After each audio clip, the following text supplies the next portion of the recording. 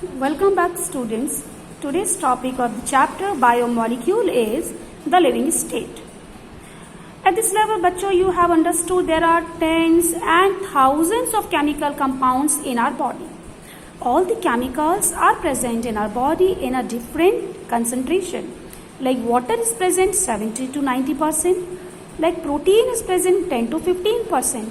Similarly, these thousands of chemicals are present in a different concentration, and there are some examples given like glucose in a normal healthy individual. Please underline, in a normal healthy, the person is not diabetic. Of course, in a diabetic person this concentration will be higher, but in a normal healthy person the concentration of glucose is in the blood 4.5 to 5.0 millimole per liter, while that of hormones and hormone concentration would be in nanograms per milliliter. Means the hormones are present in a very less amount, in the nanograms. So the most important thing which is to understand here, all living state is a non-equilibrium steady state to be able to perform work. What this line is saying and what is the concept of this whole paragraph. This paragraph is dealing that all the chemicals which are present in our body are present in a different concentration, right?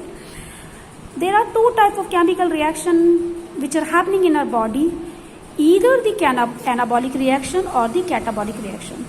You know already in the anabolic reactions the new products are formed, while in a catabolic reaction the product is getting destructed or broken down.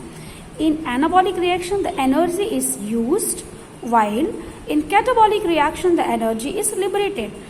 So these two, the sum of these two is called as metabolic. So there are metabolic reactions happening in your body all the time and they never stop.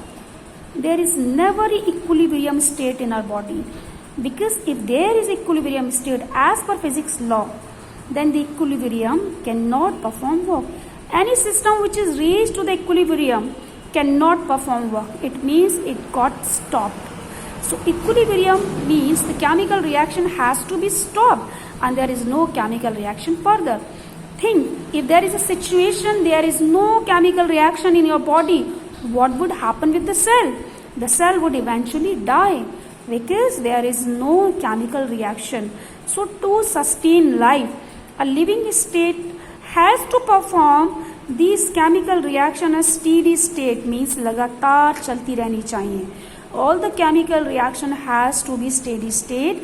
ये लगातार चलती रहनी चाहिए and they will never reach to the equilibrium. So they are, your metabolic reactions are non-equilibrium and steady state.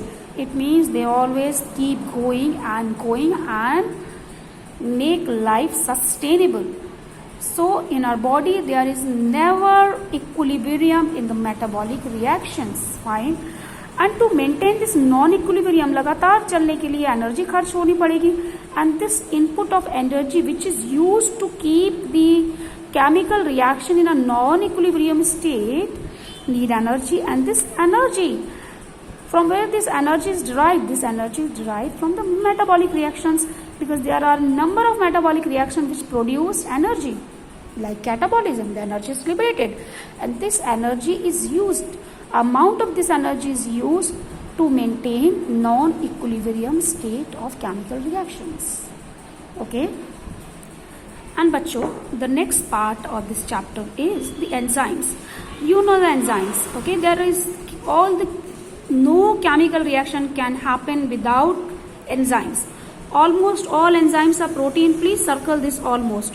It means all enzymes are not protein, fine. So all enzymes are protein, but not all, almost all. Some enzymes are nucleic acids. Nucleic acid means DNA and RNA. So some nucleic acids, especially RNA, it act as an enzyme. Enzymes क्या होते हैं? वो जो किसी भी chemical reaction के rate को बढ़ा देते हैं, कम कर देते हैं या initiate करते हैं. तो enzyme act as a catalyst. क्योंकि ये लिविंग बॉडी में पाए जाते हैं, these are called as biocatalyst. So बच्चों, all the enzymes almost they are protein, okay, but not all the enzymes are protein, and They may be nucleic acid like DNA and RNA, especially RNA, and these are called as ribozymes. तो ribozyme क्या है? वो nucleic acid जो कि enzyme की तरह काम करता है, एंड दैट इज RNA. तो प्रोटीन के अलावा हमारा RNA भी एंजाइम की तरह काम करता है. वो RNA जो राइबोसोम पे पाया जाता है, and that is why it is called as ribozyme. ठीक. अब एंजाइम जो है प्रोटीन का कौन सा स्ट्रक्चर?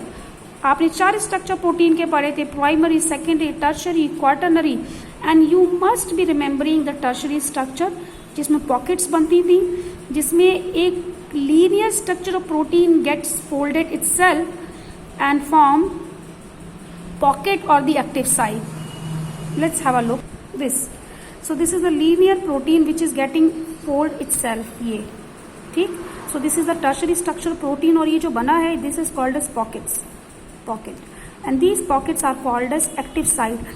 यही वो site है जहाँ पे reactant or the substrates can bind with the enzyme and reaction start. इसको आप active site भी कह सकते हैं. So all the tertiary structure of protein, almost all the tertiary structure of the protein are enzymes.